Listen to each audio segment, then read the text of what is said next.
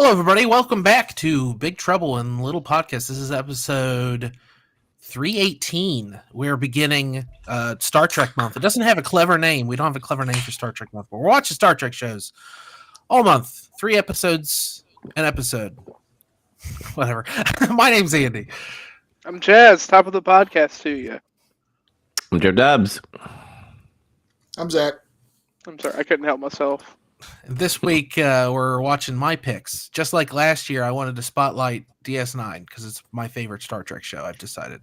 I turned a corner. It used to always be like, man, but Next Generation is like so good and stuff. And I just like DS9. It's cool. It's a Western in space. It kicks ass. Which one do you guys want to talk about first? Do you have any preference? You want to do them in chronological order? Or is there one that you want to knock out early? Or I mean, I don't know how anybody else feels, but I watched them in the order because of how they were listed, and it was fine. But I also loved the way that they were in the order because we got one that was, I think, a good one to jump into, and we got a heavy one, and then we got like the best one to end on. Like, no, I did that on purpose because the rules of acquisition is silly. It's just about it's basically about the Ferengi. It's like at that point in the series, you know a little bit about the Ferengi, but not everything. And that episode like really goes heavy on Ferengi stuff. And Quark's one of my favorite characters, so I knew I had to choose a Quark episode. And then The Wire's serious business, and then Take Me Out to the Holosuite is. I wanted to choose it last year, but I was worried about like there's some spoilery stuff. But if you guys didn't catch it, whatever. And if you did, then that's fine too. I guess who cares? But yeah, we'll talk about them in order. Rules of acquisition. You guys like Ferengis or what? I mean, I always like Ferengis. Well, not always. Remember, I was like, as a child, I was like, these people are stupid. but now I kind of like them because they just have so much depth to it. A little bit. I mean, they're always assholes. They're always greedy. The rules of acquisition is kind of like sometimes very barbaric and very. I don't know if I'm gonna piss off people, but like. Very Muslim-like, especially with women. I was going to say it's very based. Yeah. Well, Ferengi culture as a whole is very based, is the joke. Yeah. But I mean, yeah, they're fucking space goblins, right? Like they fucking love money and they love their women. And they want them a very specific way. The acquisition of wealth, that's everything to the Ferengi. Yeah. That's why they're not part of the Federation, because that conflicts with the Federation doesn't even have money. I mean, like, have they discovered hip hop? Like, if they just like knew the phrase "fuck bitches, get money," like, I feel like that would literally become another rule of acquisition. Nah. They don't know enough about human culture. Human. I really love. I don't know if anyone else watches it on subtitles. I guess most people don't, and I'm just the old loser. Oh, but they type it out like human or something? It's definitely HU-MANN. Like, it's, yeah, I appreciate little nods like that. So it's weird. They do that throughout the entire series. No Ferengi ever learns how to say human. Yeah. So like,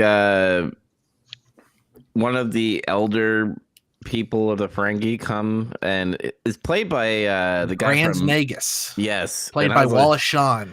Yeah, it's the guy from Princess Bride, right? That's right. Mm-hmm. Yeah, I heard that. I was like, oh, it's the classic. It's victim to one of the classic blunders. Obviously he's trying to have like Quark like set a deal with those I forgot the alien people. They had red faces. They never appear again. It's bullshit. The really aggressive guy. I'm pretty sure he's like one of the villains from Buffy. He was one of the vampires. I recognize his face, and I was trying to look him up, but I'd never watched Buffy, so I recognize him from something else, but I never learned what it was. He's the Kurgan in Highlander. He's the fucking alien bounty hunter in X-Files. He always plays like musclehead bad guy in everything he does. It's fine. He does a good job of it. He also voiced Lex Luthor in the Superman animated series. Ooh, cool. Also, you should check out Buffy. Side note, like we're talking about anime or just series to watch, like Buffy. Well, unfortunately, I found a different '90s sci-fi series to watch, but we'll get to that later. Yeah, there's time. That's all we got. It's not sci-fi. It's like, what is it? I mean, it's not sci-fi. It's just fantasy. Yeah, okay. I was going to say he's watching Sliders, probably. That was a good show. I love that show. I thought it was actually I thought the dude was like Adam Baldwin. No relation to the trigger Don't be a wrestling finger. thing. Yeah, no, it's not a wrestling thing. Okay. What? Not trigger finger Baldwin. He's not related to him. Alec? Yeah, he's not related to Alec. He killed a lady. He was in the show Chuck, and if you ever watched the show Firefly with Nathan Fillion. Oh yeah, no, Adam Baldwin. Yeah, he's also a voice in Halo. Yeah, he looks like him, but it wasn't him, and I was like, oh okay. But anyway, the Jane's his character on Firefly came to me. Yeah, I like he throws the person, and he's like, "Don't worry, we just had a disagreement." And I was like, "That's great." I was actually. I don't know why I got like shocked and stuff. I was like, "Whoa, there's women Ferengi." Like, there has to be. Yeah, because I was like, "Holy shit!" She has tits. What the fuck? And she took her earlobes off. I mean, what did you think? Did you think one of them just got really, really like turned on by the idea of a business proposition and just shit out a small Ferengi? Yeah. I don't know. What do you think? They just sprang out of holes in the ground? How much money could I make? This is Star Trek. You could literally be like, "I want a child." Boom. Shit. Yeah, that's true. I'm pretty sure there are probably Star Trek species that reproduce asexually or whatever. Actually, would it not be great if they just literally spread it out of the ground and they were money grubbers? Like that would actually be hilarious. But unfortunately, their heads kind of do look like mushrooms. Yeah, space goblins. They're space goblins. It's fine. And that was one's like villain. I mean, like as portrayed in some races where they're crafty and businesslike and also ugly, but charming sometimes, kind of in a weird way. Have you guys seen the episode of Next Generation where they first introduced the Ferengi? Nope. Yes. So you guys know what I'm talking about when I say they changed a lot. They did. They did. They look a bit different than. I mean, I think aspects are a little more defined, but they look. I don't want to say tolerable. That's not the word, but I think the way they look right now is it defines them uniquely enough, but at the same time it's not as outlandish, I guess, is the. When they turned up in Next Generation, they were like, I don't know, moving around like feral animals or something, like being real weirdos, and they were like on an asteroid or something. Like it didn't make any sense. Yeah, and then later, when they write DS9, they're like, we need a species to be like covetous space weirdos. We'll use the Ferengi, and they cleaned them up and made them interesting. Yeah, well, they do bring them back later because there's I don't remember how far into TNG this happens, but Quark is in an episode, I'm pretty sure. Yeah, they go to DS9 in Next Generation to like launch. That's it. Quark's actually in Voyager too. Oh, cool. Yes. He's in the very first episode. Mm-hmm. And if I remember correctly, with the Next Generation, it was like Riker was fighting the Ferengi or something like that. He had like an away team, and they were fighting them. So. Yeah, like in that weird next. Yeah, that's right. Mm-hmm. And I always loved like early Next Generation planets because it was just like a red background with like shitty fucking sets and stuff. Very clearly a sound stage. Yeah. Yeah. But yeah, I posted in Facebook Messenger. I was like, Quark has such great character development in this whole series. Like if you watch the whole Deep Space Nine, like. He's just not a side character. He has some deep scenes in there as well. They find excuses to like get him on the Defiant in some storylines, and then when shit happens, Quark's there, and he's like, "There's no reason." They just like had some stupid backwards reason, like he was on the Defiant to deliver something, and then they were like, "Oh, we got to go out and fight the Dominion real quick," and Quark's there because the writers really like Quark. He's fun to have in situations. Mm-hmm. And he also shows like he has a heart too. Like he could have gave up. The girl's name was Pell, right? Pell. Yes. He could have gave up Pell and like had fucking wealth. Well, how much of a heart does he have? Does he not miss her? Lets her get away. I mean, I guess that's some type of part in their culture. I guess because like he could have just gave her up and got all that wealth, and he lost the wealth. So that happens a lot to him.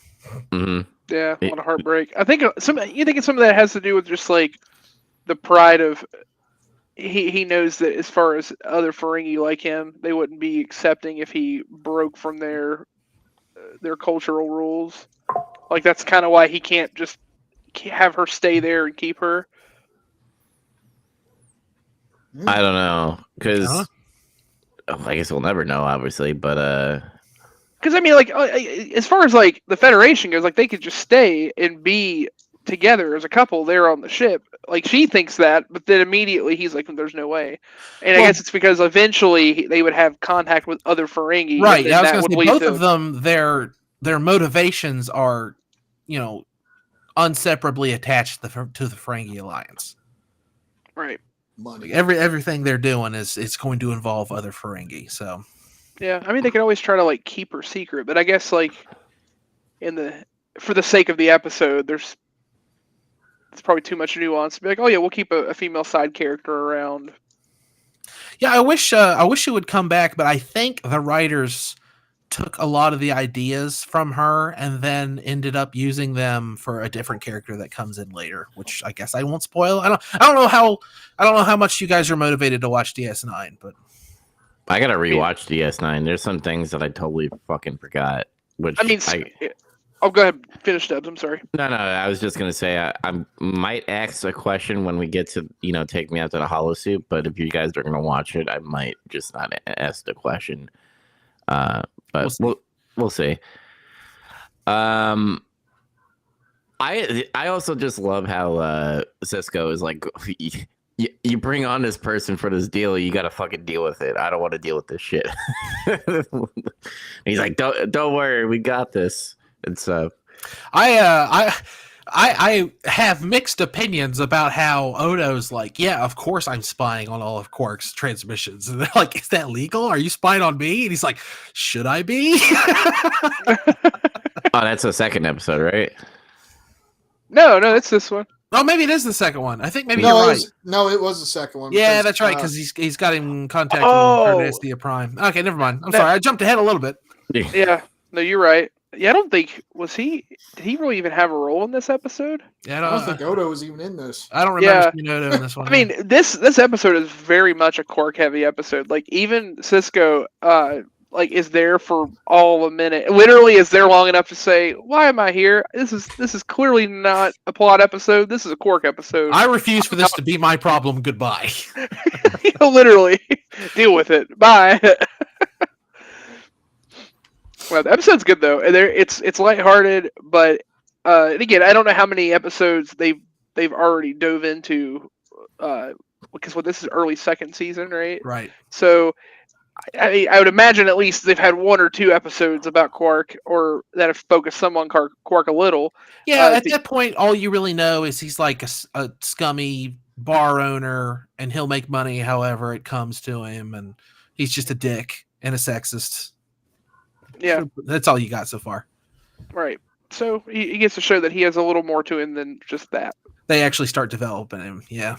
Like honestly, one of the I guess Take Me Out of the Holosuite doesn't support this, but what like my thesis statement for episodes I always choose of DS9 is all the Federation characters are really cool. All the alien characters, like non-Federation members, way cooler. Quark, Odo, Garak, just the coolest characters in the show. Yeah, I can get down on that. And then he always hits on Dax. I always remember with Quark, and that's why, like in the beginning, he was like hitting on her, and like when I said he had a heart, and he like, does he really miss him? Because after that, he like hits on Dax, like literally after Pell leaves, and like she kind of just goes, well, you fucked up, and the one person that loved you let go. And then he just continues, and that I don't know why I like that, because like it just continues the story of Star Trek, just in general, just keep on moving. Because most TV today, they'll dwell on the fact that like his love got away or something, and they would try to like milk that storyline in some way. But in like serialized Star Trek, they're just like, fuck it, he's a Ferengi. Who cares? Move on. I think it's more that you have someone who, as far as his culture, his way of life, is so distinct from a human, at least at that age. Like where the humans of the Federation are. I mean, he actually compares to many cultures that we would see today. Maybe not necessarily like the most ethical, but that said, I think that at least the way I take from it is the episode is peeling back a layer to show that as he's spent time there on the ship, in being around humans, he is becoming more human himself in a way. Yeah, because I don't know. I mean, if he hadn't spent time with, or on the Defiant, like, who's to say that this is how he would have reacted? Is this how he would have been anyway, or is this how it also have to do with time he has spent away from his culture? They explore that a little bit later in the series too. Yeah. One of the coolest moments of the entire series, I can't even remember who he's talking to. It might be Garak actually, but it's like at the end of an episode, like a bunch of stuff, like a bunch of big plot shit has wrapped up, and I'm pretty sure it's Garak, but it might be someone else who's not in the Federation. Obviously, they're like saying like they don't understand how the Federation can keep going with like the way they do things and their motivations and stuff. And Quark serves him root beer and he tries it. He says, "Oh, it's terrible. It's so like sweet and like, I hate this." And Quark gives him a speech that compares the Federation to root beer. It's like one of the best written things in that whole show. It's really good. Oh, cool. Yeah, I'm definitely interested in watching this show, by the way. And you mentioned, like, it's like, man, I don't know if I'm ready to take such a deep dive. Got a lot to commit to, but I think I could chip away at it. But yeah, I've That's how enjoyed it was so always far. meant to be, I guess. Like people always want to like watch an entire television show in a week now, but I mean, back in the day, it came out, an episode a week for years. A year. Yeah. Yeah, I actually miss old TV compared to like today TV because, like you said, everything is binge worthy now. Where people go, I'm just gonna wait till the whole season comes out and I'm gonna binge it and stuff. Yeah. But back then it's just like, fuck me, what's gonna happen in Lost? Are they gonna get to the fucking hatch? Are they gonna put in the numbers and stuff? It's not an event anymore. Yeah, bingy, and it's like everything's made to be like 10 episodes or less a season, and it might only last a season sometimes. It's just so a TV show will be like 1 to 3 seasons on average anymore. It seems like. Well, that's why I said like they dwell on storylines in like new TV now, where they're just like they have to explain everything to the stupid person instead of just actually telling a story and serializing it and still having like some plot points that will eventually happen in the season finale. Well, that's also. Go ahead, Zach. I was gonna say I kind of compare it to like how old TV, you'd like it was appointment viewing. You see all these characters. And these TV shows will last a lot longer, but in that weird way, like what you're talking about, where like something happens to somebody, and it's just kind of like they move on, and it's not like forgotten about. Especially if the TV show is pretty good about the writing, that's never forgotten. It's always still kind of there. They bring it up later or something. It's like real life. Something happens to somebody, they'll sit there and fucking dwell on it. They move on with their lives. Yeah, I mean, I think a lot of it too is like just the nature of how shows are made. I know we're getting on a tangent, but it's relevant to like why we love Star Trek. Like this show is made in a way that you were just occupying the space of a viewer taking in what's happening to them, and we're not supposed to be here for like this overwhelming bit of okay, all of the plot is happening right away and you have to take it in immediately and that's it. You're just actually watching their lives happen as they happen. And getting bits and pieces, and it allows for characters to develop, for you to grow attached to what happens. So then when actual plot elements develop and there is an overarching thing that gets sprinkled in through a season or multiple seasons, you care even more about it. Now you have such like compressed time to take in something you're watching, and you have to just take it for what it is. It's almost, rather than watching, you're no longer really watching a series, you're just watching a really long movie. Yeah, it's like a really long movie. Yeah, exactly right. Oh, there are pros to that in a way, but man, I feel like character development specifically is taking such a huge hit. Like, and it's not that anyone can suddenly just magically do that. Like, it's almost impossible to get someone, like, you have to have like that lightning in a bottle to get the perfect amount of character development, even in one character, much less a cast, over that set amount of time. And we just digest it differently too. So there's a lot of factors that play into it. But again, I think that's why this holds up so well. I think this this and TNG and other shows very similar to it, and their formula stand the test of time in a lot of ways because you actually get a chance to watch development and that we can relate to that. I think that's the most important thing about TV shows like this. That's why they're there. I think it's why we're watching them now. Speaking of which, we still have 2 more to discuss. It feels like we're wrapping up, but we're really not. No. We got on a tangent there. We did a thing.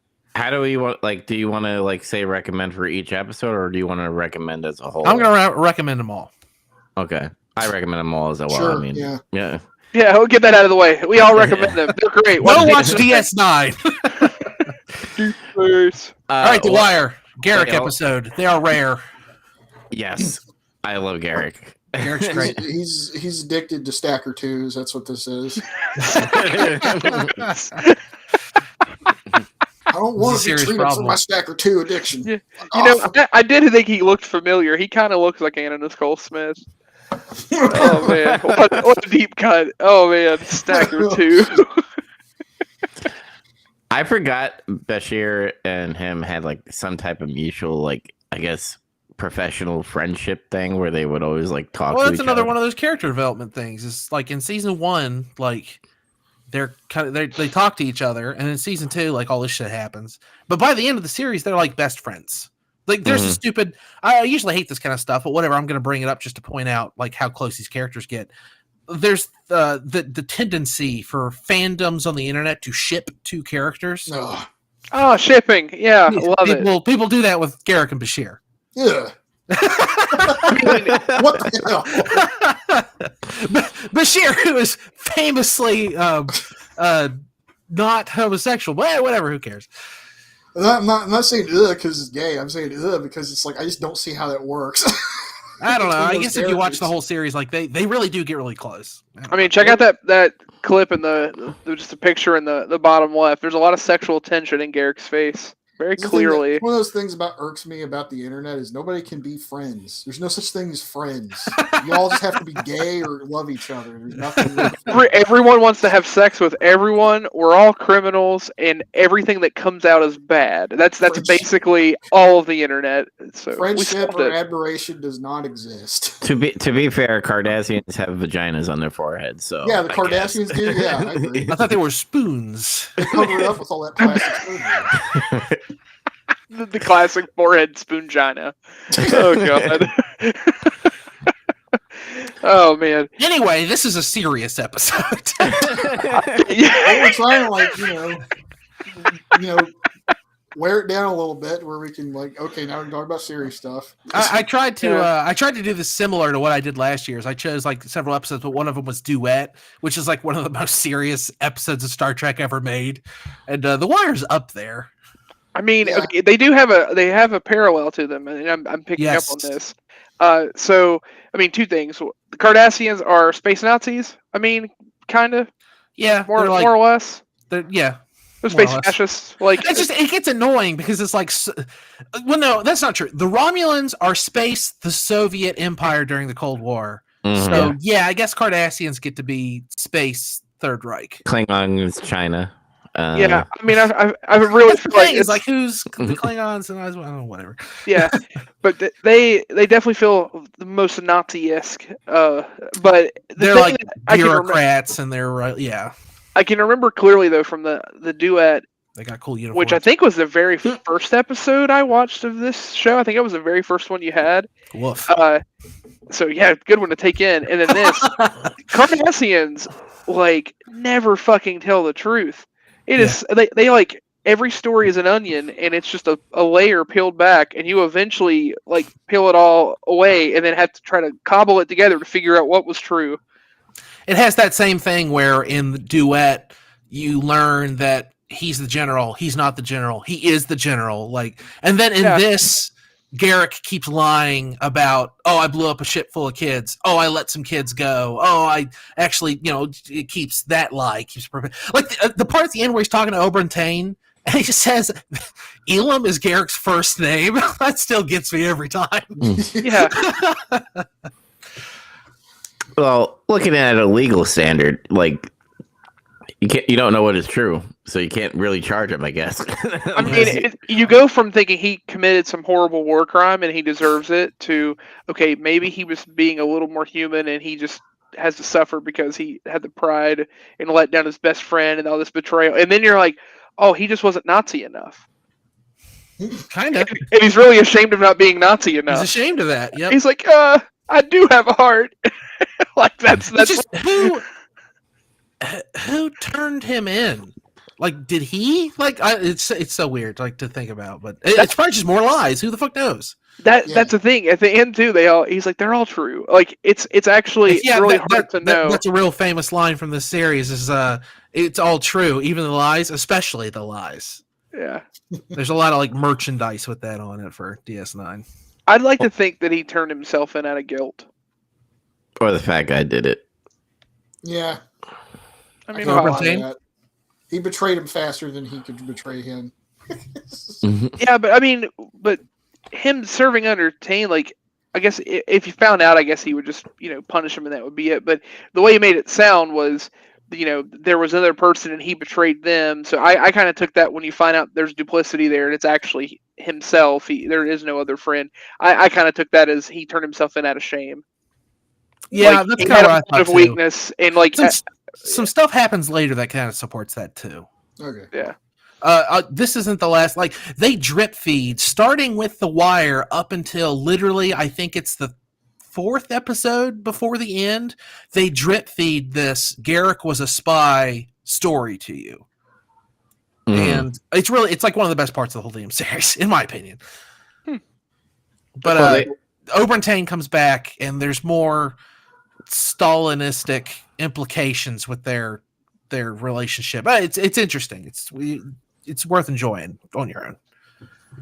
Yeah. Well, aside from Garak's side of it, I enjoy, and actually I was gonna pick this episode for my theme, and then I saw that you had it chosen, and then I because it's a Bashir episode. Because it's just as much a Bashir episode. Because I wanted to highlight spoilers from when we get to my part. I'm focusing on the doctors that are on the ship. I thought that would be thematic, and I like Bashir. I like Bashir's character's cool. One of the last episodes we watched last year, with him and O'Brien, was a really good episode, and I really enjoyed this episode for how he decides. Well, I don't care if you're the worst living being in existence. You're my patient, and I'm still going to help you.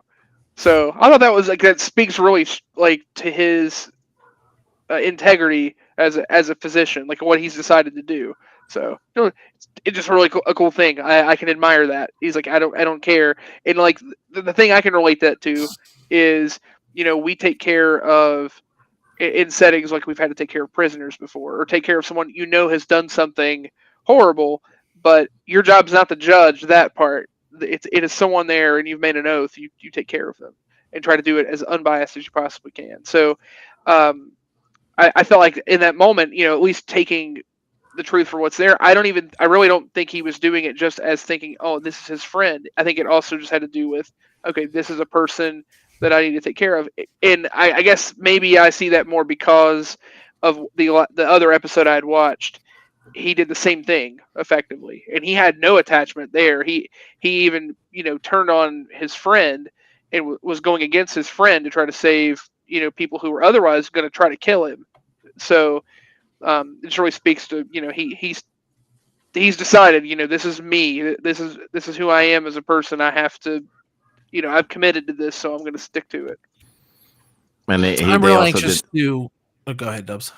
They also did the trope where, like, Otto or Odo is like, hey, I have some information about the order and shit. I need to talk to him. And he's like, no, he needs rest. And I'm like, oh, okay. I was like, that's such a trope. But I know that actually is a thing in, Doctor World, I guess. Doctor World. Doctor World. But Andy, you were about to say something. Oh, I was only going to say that I'm anxious to get to the Bashir episode that Chaz chose, because it's a well-regarded episode of the show, but I personally think it's a mistake. Something happens in that episode that I think is really dumb, and affects Bashir's character negatively. But we'll get to it when we get to it, I guess. Interesting. Okay. What else about The Wire, though? The episode where Odo is like spying and stuff because he puts a spying device on Quark's quarters, and I love that Bashir is like, "Do you have this in my quarters?" Yeah, that's where that Should happened. I? This one. Yeah. But give me a reason to. But I mean, again, it's still pretty early in the series, right? Because this is also season 2, so I mean, Odo's definitely gonna do what he has to do his job if he feels like it's to the benefit of the ship and the crew for their safety. So He's very I'm sorry. meticulous. I probably asked this before and I forgot because I've not watched this series really. Is Odo's an alien, right? Yes, He's a shape. he's a he gets changeling. Yeah, he Okay. gets a huge story development like Yeah. later on. The first couple seasons, they're just like, it's weird. No one knows where he came from, and then you find out where he came from, and it's like everything. Yeah, even All right, that's okay. even that's all like fucking wild. I actually like his story. But yeah, I was he can like confused. shapeshift into stuff, and he's like getting better at it as the series goes. Oh, okay. I was confused because he looked like he was like horribly burned or something. Like he Yeah, had, no, like- he's incorrect. made of goo. When he sleeps in a bucket. Mm-hmm. Oh, that's right. I forgot about that. Yeah. Yeah. That honestly, that I wrestled with. I really wanted to choose an Odo episode, and there's an episode where Odo and Quark are stranded on a planet, and it's really really good, but it's full of stuff that like destroys previous storylines. So I decided not to choose that one. Okay. fair enough. It happens pretty late in the series. Garak like fucking hates everything Federation. I just love how he's like, "You Federation, this and that, and all that stuff," and he's like screaming at Bashir. Like they're talking in the beginning, he's like very calm, but he's like, "Did you ever read this book by this Cardassian, writer?"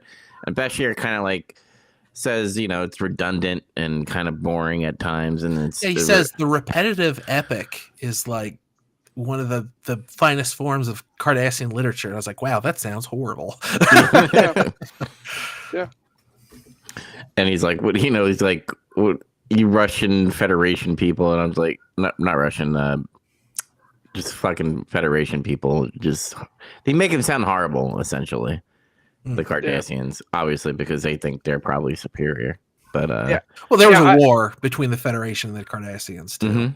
And it's Yeah. fairly recent at this point. So there's still like there's a few episodes where we watched one kind of, but there's a few episodes where you get reminded that O'Brien was just like a soldier during that war, and he still has like some latent racism in a few episodes toward Cardassians. Yeah, I mean, you have the whole thing of the Bajorans and how they, again, from the duet, like how they feel about the Cardassians even being integrated. Like a Yeah, lot even of them. worse. Yeah. Yeah, so I mean, like that's still a big issue. I think a lot of it, and maybe I'm wrong, but I'm taking a guess. I know you mentioned they kind of just drip feed this overarching plot with his character, but I feel like deep down with how he comes off, like again, I think it's more of a front. Like the reality of it is maybe he's ashamed that he's not the ideal image of what the Cardassians want their people to be. Like again, he has more of a conscience or more of a heart than what is expected, and then that's a conflict because he can't be that person but also be a part of that same society, and his actions show for that. He's let prisoners go when he should have had no mercy, and so on. So then it's easy for him to refute and like just push away and say, oh no, I hate all of this, change everything. But the reality of it is he actually hates himself because he is, and he almost sees it as a punishment. It's like, I have to acclimate to this because my actions have led me to this type of life, and this is what it is. But I mean, it's probably more complicated than that. But that's kind of the interpretation I took. Yeah, watch the series. yeah. Me and Andy are But he just even like, says like his existence on DS9 is like torture anyway. He says it's always too cold, the lights are too bright, like everyone looks at him because they hate him. Like he hates every day. I was really hoping they would make like a little nod when they said the lights are too bright. I was really hoping they'd say these 5 lights are too bright, and it didn't do that. But it's okay. no, they're only 4. They're- Well, it's yeah, more like- yeah, I just wanted something there, but I get it. They don't have to TNG reference. I mean, I don't know where that is in terms of when that famous episode of TNG came out. It's after that because that's one of the episodes that sets up who the Cardassians are. Yeah, that's what I assumed. Yeah, I assumed it was after, so it would be something you could reference. But yeah, I got a question because like they find out like something's implanted in his head and stuff, and before all of that, like Dax is with Bashir about a plant and stuff, and he's like, "I'm not a botanist, the fuck." And then he like goes, I'm a doctor, not a botanist. Yeah. And then he like uses this like machine, and then the machine like he's like, "Oh, this is what happened." I'm like, "Why didn't you just do that in the beginning?" I thought that too. I was like, "I'm not a botanist." Oh, this is what's going on. So, God damn it. But I do have a question because I don't know, because sometimes they do that in writing where they like show that one scene and then it like comes relevant near the end when. He's trying to figure out what's going on with Garak. Does he use that same machine essentially to like, It's just a tricorder, isn't it? Well, it's the machine that has like the little science, like orb, protons and electron things. I think it's a tricorder. Don't they have that on all the Star Trek shows? Yeah, I thought I didn't take anything that it was like special. I just assumed it was a tricorder or something similar. Okay. So it wasn't like a full circle thing. I think. Maybe I just didn't look into it hard enough. I mean, to be honest. Anything different or special, yeah. Mm-hmm. Just Star Trek science bullshit. They were holding something, tricorder. Computer. You have lupus. The usual. Lupus. All right, I want to get to the last one. It's almost time for baseball. Let's watch a baseball episode. Take me out the Holosuite. This is one of my favorite episodes of almost any TV show, I think. This episode's so stupid. I love it. I think I described this episode to you guys last year, like kind of being like, I wanted to choose this, but I didn't. But here we are. Mm-hmm. Just the beginning of just the Vulcan comes in and like challenges him to his sport and stuff. And I was like, oh man. Like this is it really makes you hate Vulcans a little bit. It's like, fuck these guys. Yeah. But essentially this is Bad News Bears in Star Trek, essentially. Because that's pretty funny. I mean, it is. That's what it is. Yeah. I do have to like point this out because like you have O'Brien there. Yeah, O'Brien's like the only human, I guess, part of the team. He doesn't know. Oh yeah, but shit, they don't know baseball. Oh yeah, and Jake. Yeah. Well, no, I know that because it's his son. I just want to point out the and his girlfriend. Yeah, and the girlfriend. I'm pointing out the people that are just fucking are saying like, "What is baseball like?" Now, I do understand people don't watch sports, but people have an idea what baseball is because it's an old ass Earth game. Do you know how the rules of that game that the Aztecs played, where they had to kick a ball through a vertical hoop in the air? I bet you don't. Yeah, the one that hangs on the wall or whatever. Yeah, that's right. I only know about it because there's a Disney show that it's about Mexican basketball. It has that game. Yeah, Mexican basketball. I bet you don't know the rules to Mexican basketball, do you? If you lost, you died. Maybe. They did play games like that for real, though. But yeah. I knew about it because it was in Road to El Dorado. Yeah, but no, it's like it's exactly that though. It's just like, okay, it's an ancient sport. Again, they're using the Holosuite to play it, but it's not like this is actively played. Like there's not a galactic baseball league. It's interesting too. I feel like there's a little bit of anthropology you can do with this too, because when this came out, this was post strike, the players' strike, and the popularity of baseball had waned heavily. I feel like that was Star Trek writers being like, no one's going to be talking about baseball in 100 years, let alone 400. I mean, it's come back a little now, but it has never recovered since the first players' strike. That's weird because there's an episode of X-Files that revolves around baseball too. Remember? There's an alien who it's a guy who plays in like the Negro leagues, but it turned out he was an alien the whole time. It sounds familiar. It's like a whole story and everything. Yeah. That was early 90s though, right? We're talking about mid to late 90s now. Well, this episode came out like 99 or 98. Oh, okay. Well, never mind then. Yeah, that also fits right in that slot. Also, though, I mean, the people who are writing these are older and they grew up with baseball. They're probably nostalgic Yeah, for baseball, baseball more so was than huge. basketball or football or I mean, tennis or whatever. one of the lead writers on X Files named Scully because of Vin Scully. I mean, the baseball announcer. There you go. I mean, there's so many shows in general that will throw a nod into a baseball episode or something similar. I mean, and again, it's kind of like I mean, this goddamn, whole Samurai team thing. Champloo has a baseball episode. Samurai Champloo. If you've ever watched it, the Boondocks. I think it's actually kickball in that. But the Boondocks kickball episode. It's like my favorite of this trope. I love that. There's the Dragon Ball Super baseball episode where the gods of destruction play baseball, which is great because Yamcha's the hero. Well, he played professional baseball. These people are literally like about to destroy the planet by hitting a ball, and Yamcha has to be the one to save them. It's really good, but yeah, it's I think it's one of those things like it's almost become like a trope within itself for a long-standing TV show. Like, oh yeah, this would be great. Let's just do a one-off like baseball episode. Like, put this team against this team, and they don't know how to play, and they don't work as a team, but we'll figure it out. But one thing I do like about what they did is they broke away from a traditional, oh, we're going to find a way to rally back and do something. Like they throw you a little bit of curveball.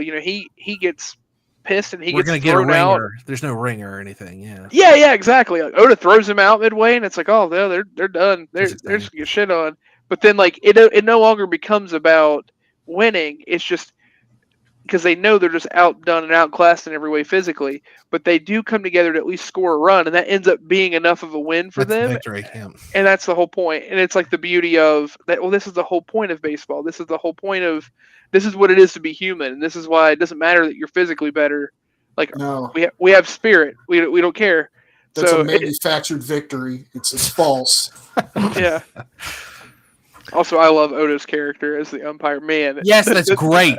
I just love hearing Renee Aberjones shout for that's the actor who plays him shout for any reason. It's great because he's like his whole voice is a growl for some reason. I don't know how, but it is. Yeah, but no, his like when the who is it that catches him practicing? She like, walks by and sees that he's yelling Kira, out.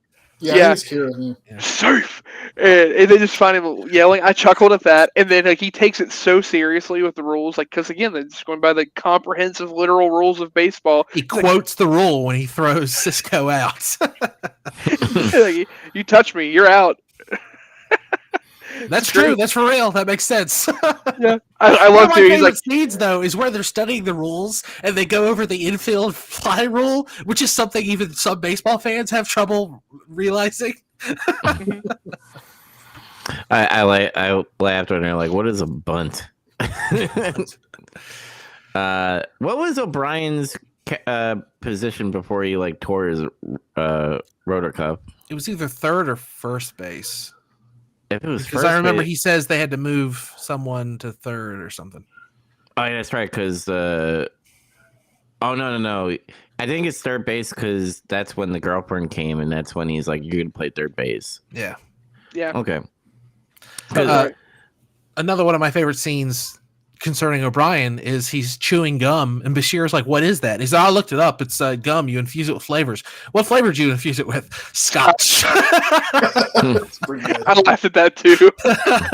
It's like, man, I want some Scotch flavored Yeah, whiskey. I'd try that. That sounds okay. Well, it turns out you can have that. It's pretty easy. What you do is you have to chew a piece of gum until it has no flavor, and then you take a shot of whiskey while you're chewing it. It's essentially the same. Mm-hmm. Yeah. The only thing unrealistic I would probably say is like Jake as the pitcher, because remember they practiced for like 2 weeks. Mhm. Now, if he was like pitching or then again he might have not been like pitching very hard against his own team during practice, I guess. Because usually when you have a pitcher, you like rest them before the actual fucking game and stuff. And this one, This is a dumb, stupid space adventure. Whatever. yeah. I mean, the guy named O'Brien wasn't good at baseball. He's Irish. He should be good at baseball. It's lies. It seemed like if any other character was going to be, it would be him. But nope, no one. Mm-hmm. Worf's character was fucking amazing. I fucking love that shit. What are we going to do? We will destroy the opposition. It's really like when the runner doesn't tag home and Dog has to tag him, he goes, "Find him and kill him." and then yeah, the other one was when everyone's going, "Hey, better, hey, better." He's like, "We will eliminate you." I love Worf. Him joining DS9 was like a huge boon for that series. Mm-hmm. I also like that, like when Rom, like essentially got kicked off the team, like the whole team was like, Sisko's being too mean. It's just a game. Yeah. And they're like, we're gonna quit, and he's like, no, just fucking play, and it's fine. And and he claps like this. Yeah, that's weird. I guess it's a weird space Ferengi thing. I don't know. It's a Ferengi clap. Yeah, Ferengi clap. And he kept on like looking at Sisko, and then that's when Sisko talked to O'Brien, the coach, to put him in. And then, like the whole time, I'm like, he's bunting, isn't he? And he accidentally bunts the ball because he's too busy looking at the sign to bunt. He's like, huh? And he bunts the ball. Is that guy special needs Ferengi? Is that what he is? Sorta. He seems exceptionally stupid. He is. He's exceptionally stupid. His character's weird. He's just stupid forever, and he makes a lot of mistakes, and then he gets a hot wife for some reason. He gets a smoking hot human wife. She's human, right? I don't know. She looks human. She might be one of those Star Trek races that looks human. Yeah, I think she's like almost human Star Trek race thing. She's humanoid. It's fine. Mm-hmm. Close enough. And of course, they chose the Niners because Deep Space Nine. I was like, that's fucking cool. And then, of course, they make hats and shirts. I'm gonna get one of them hats. I want the shirt. Yeah, the shirt's cool. They actually have my size for it, which I'm really excited for. And even the Vulcans fucking jersey was fucking cool to look at too. Yeah, it was kind of cool, I guess. And I just love because they tell like a little backstory during the academy, like Sisko wrestled one of the Vulcans and he got fucking his ass whooped because Vulcans are 3 times the strength of a human. And after they said it, I'm like, oh, they're gonna lose this game. It's gonna... was like, this is a bad idea. Yeah, actually seeing how it played out, I was actually surprised they weren't getting dominated 100-0. Yeah, they got tired and bored. So the Vulcans did. So they started slipping. Honestly, I wouldn't have been surprised if the Vulcans just didn't practice at all. They just literally showed up and just knew a very, very low basal amount of the rules, and that was still enough because their natural skill, physical abilities were enough. Because they're naturally autists. That's what you're saying. Sure. I did get too into the episode because when that Vulcan missed the home plate and stuff, and the Rom's son is like, what's the rule? Or Nog, what's the rule? And he's like, you gotta go tag him. He's like, which one? I'm like, fucking tag them all. They do it for suspense, but also he can't tell them apart. That's racist. Man, this episode was fun to watch, and I also kind of find it funny that they all bullied the Vulcan at the end. Fuck that guy. Who cares? Yeah. Dickwad, yeah. They were all like, oh, looks like you have a little emotion going on over there. I do not. Guess you don't like trains as much as you thought you did. That is not true. My enthusiasm for locomotives is unmatched.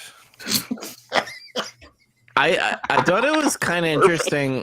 I thought it was kind of interesting that Worf didn't hit the ball. He made foul contact, and I thought they were gonna be like, oh, he's finally seeing the ball. He's gonna fucking crush this ball out of here. No, he just doesn't know how to play the game. He's really strong. He just doesn't have any dexterity. It's a hard thing to pick up hitting a baseball. It is fucking hard. I could never do it. I was fucking terrible at it my whole life. I was also bad at baseball. Very bad. Yep. I played the shit out of some outfield. I can catch a ball, but I can't hit a ball for shit. So bad at trying to hit a pitch. Yeah, but you would I think will. like with combat, like he would have some type of like eye coordination, essentially. Turns out his weakness would be an adversary the size of a floating baseball. He would just fucking lose. Yeah, Never hit Klingon him. is like shooting people with guns or attacking them with knives. He's not trying to hit a little ball. Yeah, It's flying through the air like 100 miles that's per hour. dishonorable. That's It's not. just- Kalis would disapprove. That's cowardly. It's bullshit. I love the thought. I just want to like a new like take like a deleted scene where he tries to hit and he gets mad and he says, "Trying to hit this silly ball brings dishonor upon my race." He just leaves. or it would have been funny like if one of the Vulcans hit Worf with the ball and he like charged a mound and shit, and there was a fight. That would have been cool to see, but obviously this was like lighthearted in a way. I mean, if we're just rewriting the episode. It'd be even funnier if he gets hit by the ball and he's unfazed by it and just stands there and like, what do we do now? And it was like, take your base. And he's like, what? But I didn't hit the ball. I didn't. Where will I take it? Yeah, I can't take a base. It's like, do I take it? Do I destroy it? Is there any honor in taking a base? Throw the ball again. And he like refuses to take the base because it's dishonorable for him to take the base by a hit. He's got to hit the ball. See, we improved the episode. There you go. This should have just been a galactic baseball league. That's all this proves. It was just they should have had this. Every starship should have a baseball team. It should be like a minor league, Yeah. a beer league, a That's synth funny. ale league. There, I got it. I got it there. You have Klingon, and then you can have like the major leagues. You have Klingon baseball teams. You got Kardashian baseball teams. I ain't playing baseball against no Klingons. Vulcan. Dominion, Yeah, Dominion. There you go. See, Ferengi. the fucking Q people. No, they can't play. That's illegal. That's illegal.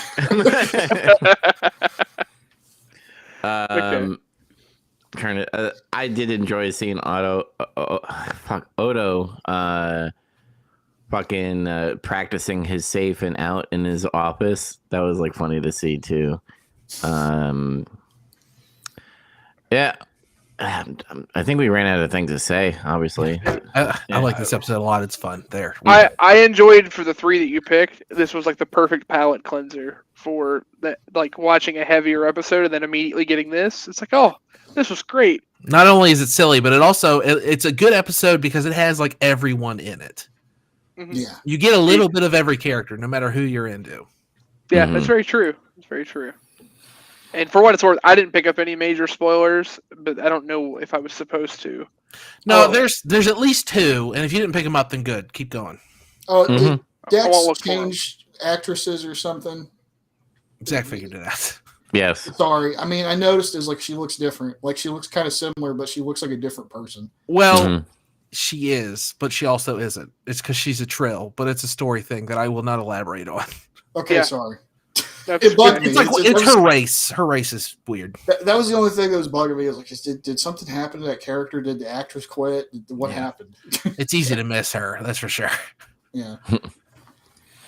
Whoa, hold on a second. What is this? Whoa. Woo! I didn't know I could do that. Cool. That's New cool. powers. Next week's episode is going to be mirror universes. What a lazy theme. No, I'm just kidding. Fuck you. You didn't choose the mirror episodes from DS9, which good job because they aren't the best. Yeah. No, they're really exciting and cool, but one of the twists is dumb. So it's just, whatever. It's evil Kira. So That's the twist. It's dumb. Sorry, go ahead. Yeah, it is. So I chose a Star Trek Enterprise episodes. That's exciting. I went into the chat because I remember we had the same problem where there was like a two-parter, and I was like, I really want to choose 3 episodes, so I kind of cheated a little bit. There is a part 1 and a part 2. Star Trek Enterprise, and I'm Mirror Darkly, part 1 and 2. Then we have Voyager, Living Witness, and then we have Star Trek the original, Mirror, which is very the original mirror. Yep. yeah, the original evil Kirk. And I can't wait to. I put that screenshot of Kirk doing the fucking salute and stuff. So I'm excited to go over this. So remember to watch these episodes, then come back and we will talk about it. Quick question before we move on. you've actually seen some of the new Trek. Do they do any Mirror episodes in like Discovery or Picard? They do. Mm-hmm. Not cool. Picard, but Discovery. That's pretty. That's cool. I've heard that show's not great, but I respect that they would do a Mirror episode. That's pretty cool. Mm-hmm. And they also do in the Strange New Worlds one, the one that got canceled. The one with Captain Pike. Oh yeah, and there's also that animated show, Lower Decks. How much do they do on? Yeah, I've actually heard good things about that. Actually, yeah, I could see myself watching that one day. Yeah. Mm-hmm. All right, so now we got to talk about what we've been playing, watching, and doing. I'm gonna go first because mine's really easy. I beat Donkey Kong 94. The end of that game's hard, but it's very fun and rewarding. I started Ocarina of Time. I'm not very far. I'm on my way to the castle for the first time. I'm literally like 20 minutes in. I heard someone else had started it, and I didn't want to get left behind. I didn't want to dubs it too hard, so I figured I'd better get to work. He didn't react. I thought that'd be funny. Wait. Sorry, because I was like too busy with the controls. What were you watching again? I played Ocarina of Time. Oh, yeah. He didn't want to pull a dubs. That's waiting until the last minute to beat a game that we plan on beating. Oh, I'm sorry. I don't have all the time in the world to just fucking sit down and play video games. Fair enough. And then I saw that we were going to watch an episode of Voyager, and I wanted to familiarize myself with the characters. So I started Star Trek Voyager. I'm up to episode like 9 or something. I'm enjoying it so far. It's a lot of fun. It's very different, which I do like. Yeah, it's like not like Next Generation at all, and it's not like Deep Space Nine. I can compare it to Next Generation, and I can compare it to DS9, but it really is like its own thing. I really like the whole premise, and I always have. And now that I'm watching it, I appreciate it even more. They just yank them right out of this part of the galaxy. They're somewhere completely different. There's no Federation. There's no Dominion or Ferengi. There's no Romulans or Klingons or Cardassians. It's all mystery stuff now. And that's fun. Like every episode is like a whole new thing that you're learning about. It's almost like the original series. It's more like the original series than the other two in its own way, in that way. Mm-hmm. But yeah, I'm enjoying it a lot. Cool.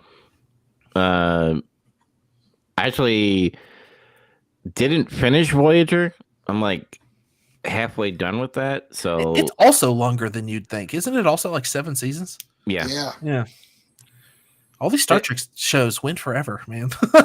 Yeah, because it was good writing, and then obviously it ended on Deep Space Nine, and then like brought back with all the other stuff. But something else I learned. I thought Voyager like came right at the tail end, but no, there's like a bunch of overlap. Like Voyager season 1 happens during seasons 4 and 5 of DS9.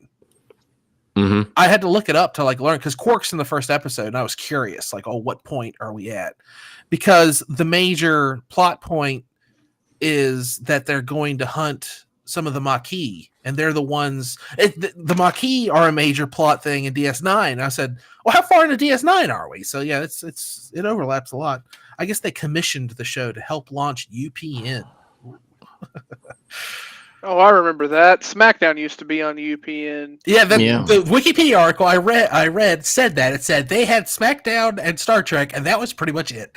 Yeah, that was like their biggest things for like a long time. Until they stumbled upon Dawson's Creek. I don't want to wait. Come on, but that's it. All my free time, all my breakfasts and evenings have been watching an episode or two of Voyager, and like I said, I started Ocarina of Time, but I ain't going at it real hard. You forgot something. I did. Oh yeah, I watched the goddamn Formula One. Jesus Christ! I watched the Australian Grand Prix. It was crazy. I did too. So everyone went into the fourth dimension. Everyone fucked it into the barriers. Yeah, a lot of people did. No, it was a very thrilling start to the season. There's a lot of stuff that upset me. Like, most of my favorite drivers, Fernando, Yuki, stuff like that, didn't do great. But that's not even true. Yuki did great, and then strategy fucked him right at the end of the race. But yeah, it was still fun to watch. It was still an exciting, what's going to happen next kind of race. So I'm hoping that's a signal or what's going to happen the rest of the season. You guys both watched it too. Dubs couldn't stop talking about it in the chat. Like Zach was like, "I'm not watching it right now," so I was like, "I'm gonna step away from this." And then Dubs kept saying stuff, and it was very provocative. It was very, I want to have a conversation about this. I just muted my chat after I said that. Yeah, that's the way I to kept go. seeing you guys were talking. I'm like, I'm gonna mute this. Well, I see when like people say they don't watch it or like are trying to be spoiler free. I say things that are just like dumb. Like when that guy said like there's something leaking in my car, and it's like it's the water. It must be the water. That was so fucking stupid. Let's add that to the words of wisdom. Honestly, there's been a lot of really good like meme moments come out of the Australian Grand Prix. Not Leclerc's car flooding is of course one, and Lewis pushing the K1 button. He's like, "No, leave me alone. Just push that button, please." No, I'll do it when it's time. Like, that's something else I'm getting. Both Leclerc and Lewis are fucking sick of the Ferrari pit wall Already. Yeah, the safety car stuff was like fucking intense for me because I didn't know like the lap still counted as the safety car. You would say stuff like that, and I'd go, "I gotta fill this guy in." But laps under the safety car still count, which is weird. Yeah, because it was getting like there was literally like 7 laps left in the race, and I'm like, "Oh shit, this is gonna be intense!" Like literally after the safety car ends, like Lando is like Max is like literally on his ass throughout that final 7 It's laps. really exciting when a safety car bunches them up right at the end of a race. Though races have finished under the safety car before, which is the anticlimax. So I don't like that. I don't think they should count towards the laps. That's the way it is in the rules. So what are you gonna do? I don't know. Honestly, if they didn't, then that race would have lasted a fucking whole lot longer. Yeah. I'm curious who ended up winning. Lando did. Followed by Max Verstappen, followed by I always luck into podiums, George Russell. Well, what are you trying to say about Jorge? Huh? George. I'm trying to say he always lucks into podiums. George is like the perfect F1 driver in that, like that whole time you could forget that George Russell was racing. You could forget that George Russell was in a race car on that racetrack because he didn't have to defend and he never really attacked. And then at the end, he's like, "Oh, I've got a podium, sweet." Yeah, he's just solid. I mean, he got a podium because Oscar fucked it, but yeah, I know because I got into F1 like near the end of the season, and I was like, "Oh, Lando's pretty cool," but like. He's always in the podium, and I kind of want to get away from that. So I think my team is going to be Team Mercedes, and I'm going to go with Antonelli because he impressed me. Really well. He impressed me during that whole fucking race. You clearly weren't around during the Lando no-wins era. Yeah, everybody was making fun of him because he wouldn't win. Mm-hmm. He would get like pole position, and he'd like be real close, and he kept like dropping it at the last minute. Now people are saying he's going to be the world champion. Who knows? I think Max is going to win. I think Max is going to fucking rain on his parade. I don't know. Here's the thing. McLaren definitely has the fastest car on the grid right now, for sure. But it's all about strategy. And the only way that Max did as well as he did, I think, I mean, their car is fast enough, but it's not as fast as McLaren. The only way Max did as well as he did is because he is great in the rain. And if he couldn't win, then I don't know. I don't know what's going to happen. Like when it's dry, we'll see in China this weekend. But when it's dry, I really want to see how that Red Bull can compete against the McLarens. He still said something, I thought, like post race about they bungled the strategy a little bit, whatever. Like he still, maybe. I mean, there were so many question marks about. Oh, do we do wet tires? Is it going to rain? Should we get back on slicks? And I feel like every driver was pissed off about how the strategy fucked them, and especially the two Ferraris and Yuki Tsunoda, because they all got tires last and they all suffered for it. Yep. Yeah. Anyway, sorry, we're boring, Chaz. I'm sure. No, you're good. Actually, in equal parts related and unrelated, I saw a McLaren in the wild. It was beautiful. It wasn't like a Formula car. It was just a McLaren, but no, I mean that's still a pretty big deal. They're very like Ninja Turtle green. I saw it in Columbus, actually on Sunday, and it was like the most beautiful thing ever. It was like finding a unicorn in the wild. They're out there sometimes. I see more. It's funny. I see Ferraris around where I live all the time. It's weird. But like never see anything else. I'll see stuff in Columbus all the time. Aston Martins. There's a Bugatti that I've seen more than once in Columbus. there's a couple of hotshot rich guys that live in Huntington that have Ferraris. I see them. There's that one guy on the south side that owns, is it 2 Ferraris? And he doesn't have a garage, right? There's that guy too. No, this is a different guy. I know it's a different guy. I'm just saying there is also. Oh yeah, him too. But those are kit cars, I thought. You'd think Maybe, that a person, probably.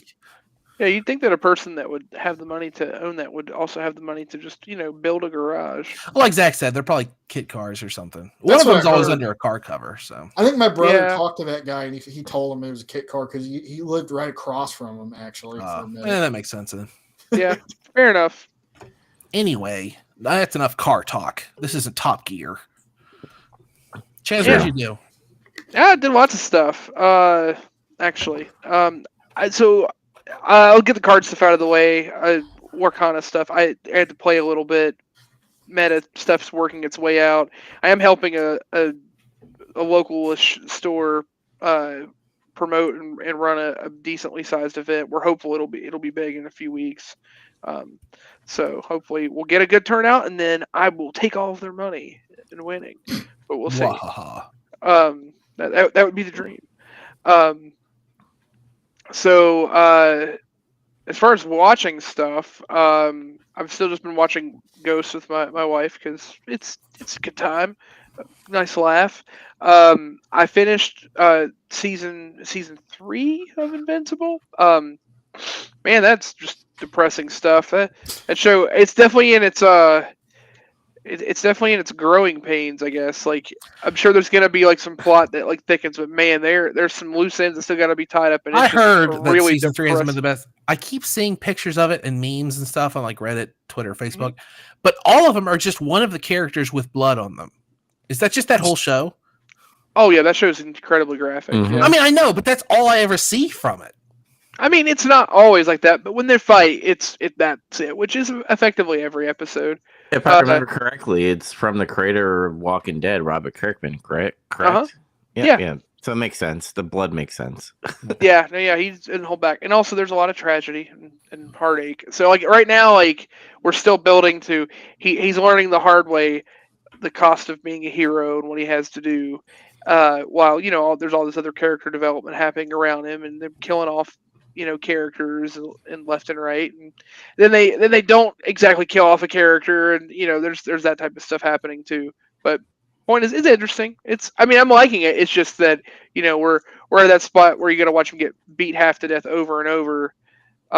Which technically he doesn't have the whole like Saiyan thing, which now realizing is a plot device for something is like equal parts dumb but also amazing, because just having that built in means I can have a reason to have my protagonist get their ass kicked and then come back and do something rather than coming up with the thought to win. But then it also is a linear thing. That's a whole different subject.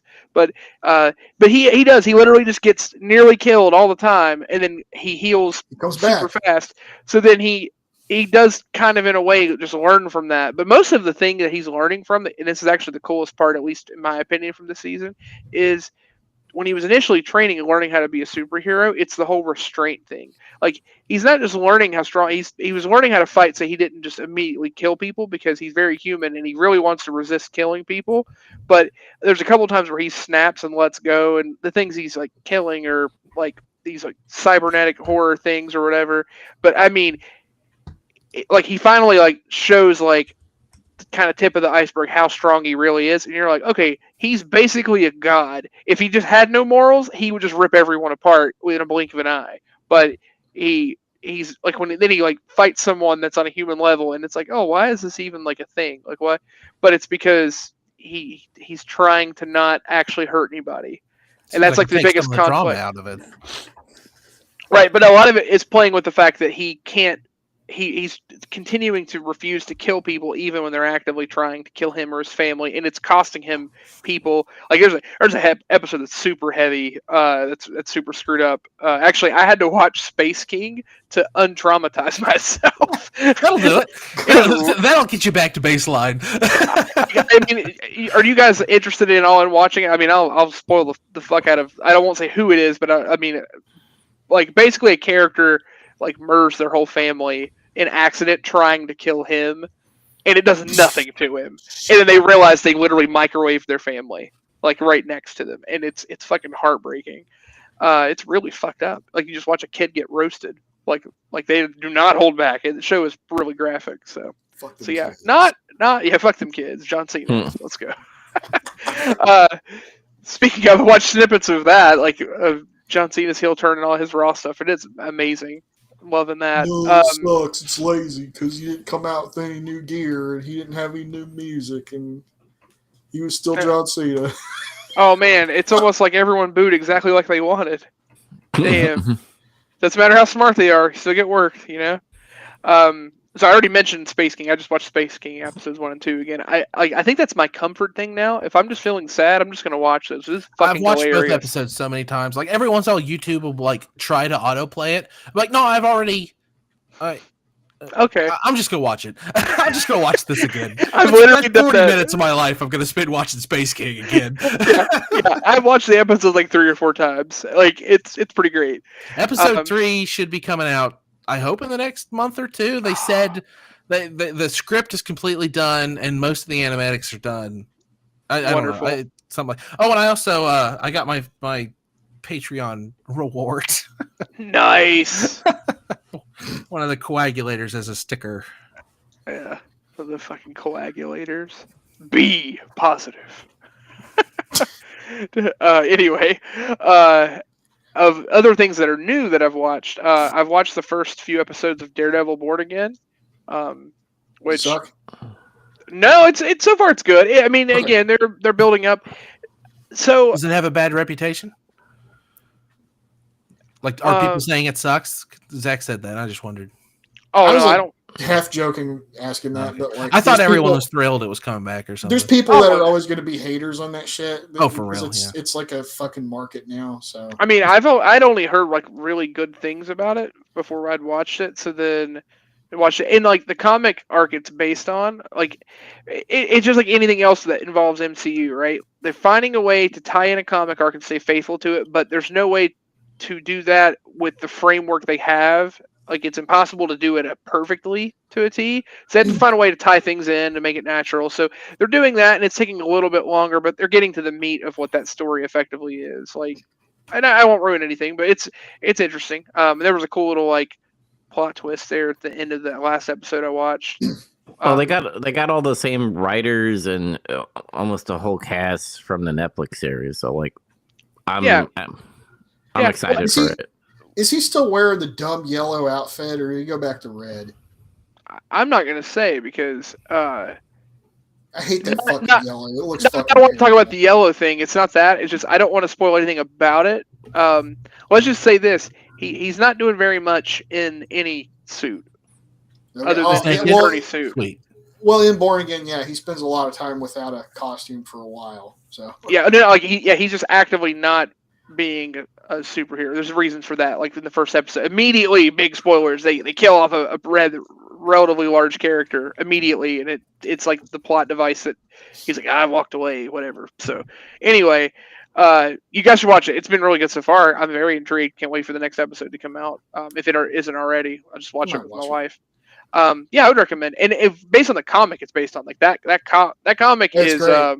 it is not a happy ending. So I don't know if that's what they're going to stick to, but Brian Michael Bendis is like an executive producer helping them. Like, so it feels like that's what they're going to do. They're going to stick to that. So I'm interested. Let's see. I can't remember when we did the last episode. Had I finished Control, or was I very close? You to finished finishing? You had You to finish it. Okay, so I haven't touched it anymore. I was thinking about trying to complete it after I did the rest of the DLC, and there's too much collectible shit. I gave up. I moved on. Most games are uncompletable nowadays in my book. What did Rick say in the one episode? He's like, I got bored. He starts burning everything down. That's it. That's what I did. I was like, fuck it. I walked away. So I did start Legend of Zelda, and I had one of those like magical moments where, for some reason, it was beautiful outside, and everyone kept their snot gremlins at home. I hope patients and parents listen to this. It'd be wonderful for them to be like, "Hey, what that asshole talking about us?" But no, like I saw some patients, but we've Just been say like, in Minecraft, and then you're good. In Minecraft, yeah. We've been all the insanely snot busy at gremlins work. and creepers in Minecraft, right? Yeah, exactly. But we have been very busy. But I had this little blessing where we ended up just having a very slow, like, couple of days, and I brought my Switch with me, and I was like, oh, well, I guess I'll start something, and that's kind of what led me to start Ocarina of Time. I actually had every intention of playing Master Quest, but then I just was like, oh well, I've got some downtime. Isn't it also on Switch Online, or is it not? I don't think Master Quest is. Oh, I thought it was. All right, well, whatever. Maybe it is. I'll have to look. I didn't think it was. I didn't see it anyway. I remember when I went back to look, I saw Ocarina of Time and a Majora's Mask are both on there, but I didn't see. I mean, unless it was up or new. I honestly I need to check, because if it is, and I'll bring this up after the show. But I had a question about our accelerated gamer stuff related to that. But anyway, I'm really far into the game. I'm about to finish it. Jesus fucking Christ, man. Like, Yeah, I haven't touched the shit yet, and like you guys are like fucking halfway done. I haven't. Either, I'm don't done worry. with them. I have one stone. I'm on my way to the castle. I barely Yeah. did anything. I beat the water temple. I have 2 temples left. I am like very well on pace to get 100% and actually get complete. Because I still have You're like getting all the heart 30. pieces and all the golds. I'm not getting all the gold skulltulas. Fuck that. No, I'm doing all of it. I want to get to complete, so I'm gonna do all of it. I've already done my masks, or I've done most of the side mask side quest. I got the 4th bottle, which is killing the big pose, which is a pain in the ass. Getting all the bottles is actually pretty good. Yeah, so I did that. Let's see, I got the big Goron sword, and I'm thrashing all the stuff. So yeah, I'm That's just rolling fun, through. getting the big Goron sword. I enjoy that. I do too. It is a fun side quest. We're already getting into discussing this game. We need to. From now on, it's going to be. I'm doing this. It's going to be. I played more Ocarina of Time. I've completed this dungeon, and then we need to move on, because otherwise we're gonna run the well dry. Yeah. Speaking of the well, no, I'm just kidding. Yeah, speaking of the well of souls. But yeah, anyway, and I don't want to talk about what I'm enjoying about it, because that's just stupid. We don't need to talk about that. Let's see, was that it? Yeah, that's it. Bam. All right. So, excuse me. How about Zach goes next? Okay. We're gonna Change switch it up. Because fuck dubs. Z. Yeah. No. I watched Fallout, the TV show. Watched like 2 episodes of it. Whoa. It's pretty good. I guess so far. Yeah, so far it's pretty good. You have a friend who is very adamant about the old games being good and the new games being blasphemous. Has he watched the show? If you know what I'm talking about. No, he refuses to, because I figured. Okay. I was curious. I was curious about whether or not his opinion had played into you watching it. Okay, keep going. No, he's too much of a hardliner for that shit. Like, I understand like it. why he doesn't like that, because I can't remember the dude's name who's wrote the story for like all the Bethesda games and shit after like Morrowind. But he is kind of hacky, honestly, that guy is. And he did kind of like fuck up all the lore. And his attitude towards it is, I don't give a fuck. Like, basically, which is kind of disrespectful and obnoxious, honestly. But like, whatever. Like, the way I still look at it is, this is an adaptation. It's not. It was probably not going to be completely accurate anyway. So who cares? Sure. Mm-hmm. So I'm not as like bothered by that stuff. But it's pretty enjoyable so far. I guess I'm gonna like watch the whole thing. I would recommend it. I enjoyed it. Yeah. I watched The Final Destination, the 4th one. It was bad. It was so bad. Why are you watching them? Because it's fun. It's something to do. All right, fair enough. There is something to do. Life is pain. I'm just gonna watch Watch it. DS9. Watch something else. I don't know. Well, I'm like, the thing is, like, I still enjoyed watching it. It's just it's terrible. You have to like. You're still getting enjoyment. All right, fair enough. Ironically enjoyed. This one was probably the worst one though. Almost. It's tough call between this and the second one. How many are there? 5, and there's going to be a 6th one out this year. Wait, you don't like the second one? The second one's great. But they're called Final Destination. There's got to be a final one. Why is there so many Final Fantasies? I don't exactly. It's the same principle. Let me explain something. Final Destination 2 is is the worst one, but you can still enjoy it. Like I thought I made this clear. Okay. It's the worst movie. It's the worst one, I think. But why is it the worst one? That's what I want to. Because they dwelled too much on trying to explain the mechanics of the Death Ghost, and it fucking almost ruins the movie. Okay, that's fair. Yeah, they do spend a lot on that, and it gets a little hokey. It gets that causes it to be even dumber that they try to take it so seriously. Like it has like it works against the movie, which the thing I love about that movie the most, and it will always I guess die on the hill of it wasn't that bad, is just solely because they were like, nah, we'll kill a kid, and not only will we kill him, but we'll think we'll kill him like 4 different ways, and then when you least expect it, we'll squash him with a window pane, like Mortal Kombat style, and he's just. Love it. It's like of all the decisions and ways to kill someone, I love that was the decision to be made. Now we'll just drop a giant window pane, and that will squish him, and it's like Mortal Kombat-esque. I will say the fourth one, it has some of the best deaths, but also some of like the worst, because what I mean is worse is in quality because of the special effects. Because this was it came out in 2009. And that's 3D. when they start 3D. So there's a lot of stupid 3D shit in it, and it's like bad CGI 3D too. There's also they have the best fake out I think that ever happens in the series. Where somebody sees something and then it's like, oh, this is all happening, and then it's not happening, and then somebody just dies. It's one of those. I do enjoy that. I like that they almost give everyone vertigo for how much they try to jerk you around, even when it's like obvious what's happening. And all these movies are just writing contrivances. The horror movie, that's what it is. It's literally like if you want to get drunk and yell at something, you could probably do that with these movies. Yeah, who's the villain? Who's the monster? The plot hole. The writer of the movie is the monster. But what else did I watch?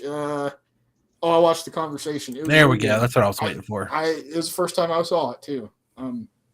Great movie. At first, I was like, okay, it was a little slow, but it's like setting all this stuff up. And then I don't even want to really talk about it that much. But it's one of Gene Hackman's movies. I made it like a personal mission. It was like, Gene Hackman passed away. I'm gonna watch more Gene Hackman movies.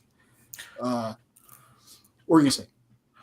I was going to recommend a Gene Hackman movie. Watch Night Moves. Not as good as Conversation. That's next. Okay, good. You're going to like it a lot. I got to rent it, though. It's not available to watch anywhere without paying money for it. So. It was on the Criterion channel. I don't know if it still is. I think I looked for it when I was trying to find it, and it didn't come up. That's where I saw it. So, but that was like 6 months ago. So, Watch The Replacements. Maybe. Right now, it's 4 with maybe a 5th one. I've watched 2 out of 4 so far. Do you like football? Not really. Don't watch The Replacements. I can save you time. It's like The Waterboy, but worse, and you wouldn't like that either. Hey, listen, I watched that movie almost 1,000 times. The Replacements or Waterboy? Both. So which one's better? So tell me, do you like The Waterboy or The Replacements more? Waterboy. Be honest. I don't really like Adam Sandler that much, so The Replacements. Okay. Yeah. You can tell by the face he made that was the wrong answer. Yeah. I will say this: The Waterboy is the most quotable movie ever. Oh yeah, it is one of them. Yeah, for sure. It's up there. I'll see a Gatorade in a store, just be like, Gatorade. It's 2-0. All right, we can't do this. Keep going. It's coming. But anyway, Gene Hackman's like a guy who's like a professional bugger. He's getting audio and photos and stuff of people for. It's very boring. It's such a hard movie to sell to people. It's like, listen, he spies on people. Okay. No, wait, I cracked the code. Okay, good.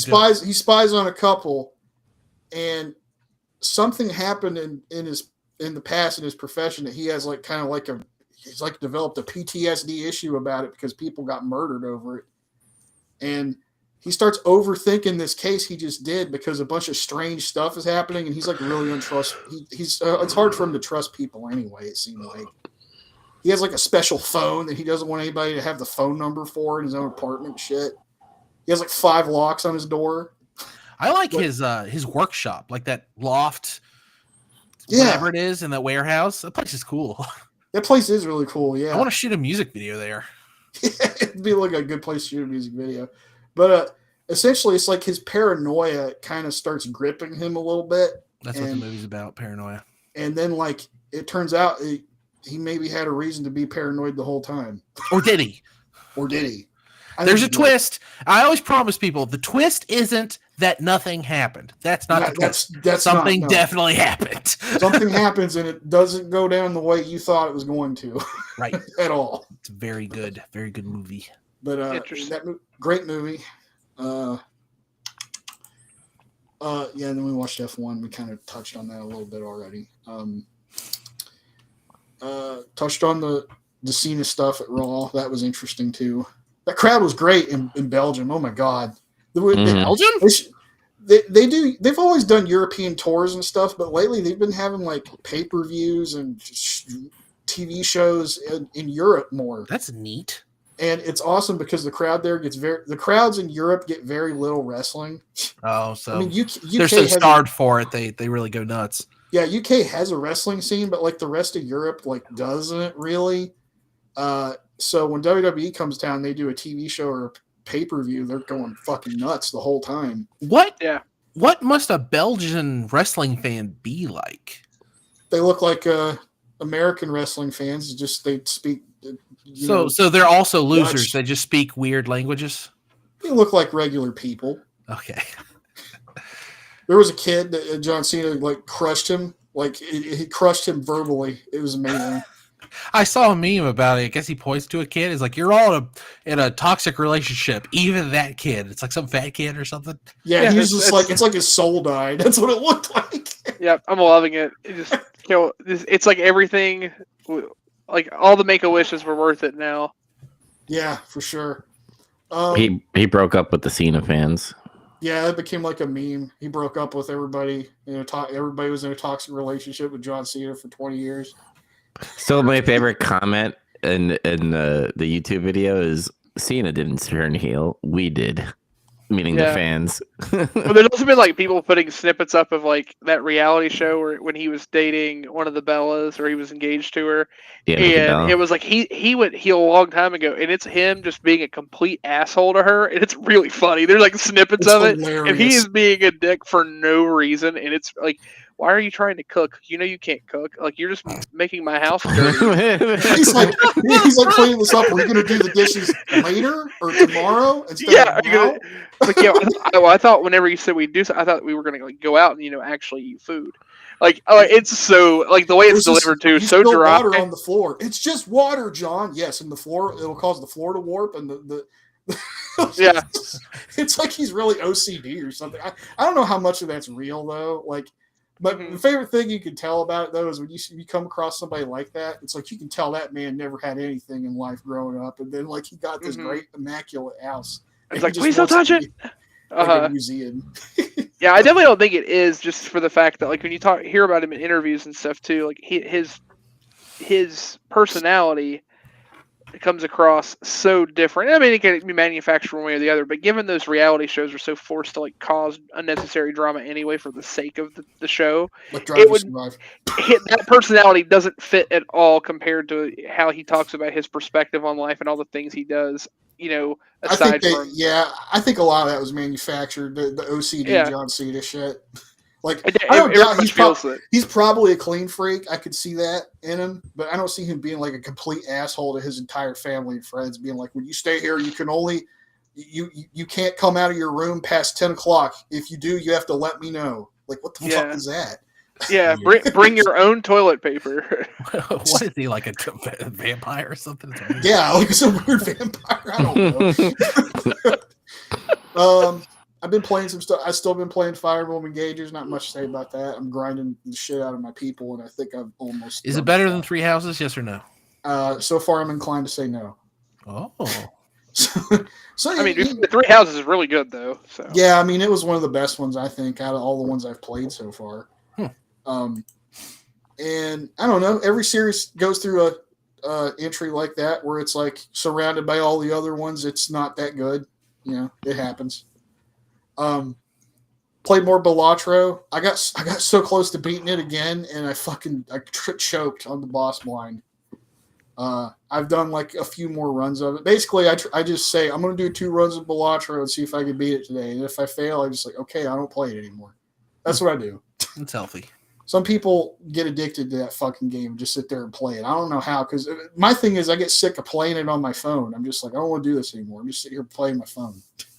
But some people don't care, I guess. They don't have self-control or something. I don't know anything about that. Don't play this game, Chaz. It might like break your brain. It'll ruin you. Ruin it. Well, go ahead. Just let me know. You'll never hear from him again. He just doesn't show up for like the next episode. Or he plays while we're doing the episode. Yeah, I can see that. I got WWE 2K25, but I have not really played that much of it because I'm too busy doing creative bullshit in it. So, Tell me how it is, because I'm going to, because I want to play the single player stuff, but I hear like some of it's kind of buggy right now. So I'm kind of like waiting on that to get smoothed out too. That's the other thing. But there's like, I got to do showcase mode apparently, and I got to do my rise, and I do want to play the GM mode because they brought that back. It's online. Yeah, they brought it back the game after I got. Like the last one I got was 23, and that wasn't in that one. Mm-hmm. So I was like, oh, that's cool. GM mode's back. Yeah. But yeah, that's everything I did. All right. I'm up next. Last week, I forgot to mention, I watched a movie called Things Heard and Seen because I was on Netflix and I was like, I want to watch a horror movie, but I watched like almost 80% of the horror movies on there. And this was like fairly new. It's literally about like this author gets a job at like a university in upstate New York. And literally his wife is like a painter or whatever, like a known artist that like is famous in the city. And he's like, no, we're just going to move to upstate. Fuck your art career, essentially. And they move into this house and there's a ghost there. It got really stupid because like the female ghost attached to the female, the wife, and the husband got attached to some evil spirit that apparently in the past this evil person like hit his wife, abused the wife and everything. And everybody that goes in that house, it attaches to a wife and a husband. And it's just a repeat thing that happens. And someone dies or, gets killed and stuff. It's like Amityville Horror, but there's 2 of them. Yeah. And the weird thing about this movie, because it does like say there's nudity, and there's absolutely no nudity in this movie. And I'm not like saying like there was no boobs. I'm disappointed. 2 out of 10, no boobs. Not enough boobs. But like the camera was weird because like she was painting, and like there was this like gardener that came over and like she attached herself to him and stuff, and it like zoomed in on her fucking shirt area where her nipple got hard. I'm like, is this the nude part? What the fuck? Yeah, that's a little weird. Yeah, that's very bizarre. Yeah, oh my God, I was like, not exposed nipple. Yeah, and overall, I was like, I just wasted my fucking time on this movie. Why have you watched all the horror movies on Netflix? That's a mistake. Because I don't know, all the other shit is like dumb in my opinion. Like, there's a bunch of like true crime, which leads me into my next thing that I watch. I was gonna say before you do that, you need to do that on Tubi. That's the place to do that. If you want to watch all the horror movies, go to Tubi. And plus, I got Shudder. I should be watching Shudder. Oh yeah, yeah, for sure. Yeah. Shudder. But if you just want to watch like random trash, Tubi. Yeah. So I would like usually when I go on Netflix, I usually go to like the new area just to see what's there. And they added. Do you guys remember Gabby Pietetto, who was like the missing girl from Long Island that was in Florida? Got killed by Brian Laundrie, essentially. This sounds familiar, but I don't recall it. Yeah, her and this dude named Brian Laundrie like did van life and stuff, and then eventually Gabby like was missing. And this was kind of recent, right? Yeah. Yeah, no, I did hear about this. Yeah. So they came out with like a mini series, like a 3-episode true crime, just to give like a background story. They had like all the family members and stuff talk about the stuff, and I was just like, I didn't really pay attention initially when it happened. I was like, oh, she's from Long Island. That's interesting because I'm from Long Island, and I was like, all right, I lost interest. Like eventually they, that was it. Yeah, it's like she ended up dead, and then eventually Brian ended up killing himself because he's a coward.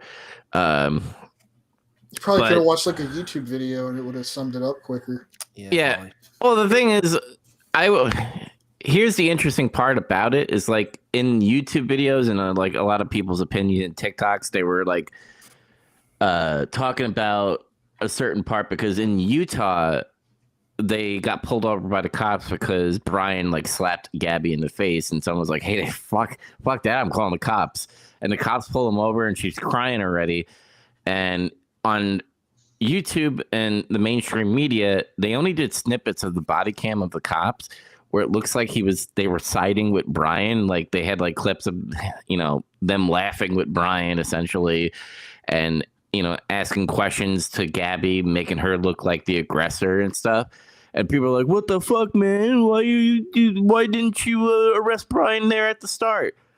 So there's more of the body cam footage of the cop being like, going to Gabby. He's like, "What's wrong? What's going on?" She initially says that she hit Brian, essentially being the aggressor. Now I understand they don't want to, piss off, the person that's beating them, because if they end up going back or them finding each other again, that he would kill her, which eventually that happened anyway.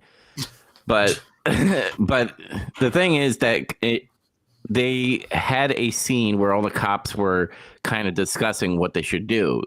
Like they were just like, "Hey, we have to do something because she could end up dead." Hint, hint, wink, wink, and all that stuff. And essentially, she didn't want to press charges on Brian. And essentially, what happened is they said, "All right, we're going to split you guys up. We're going to put Brian in a hotel, and Gabby, you could take the van and stuff."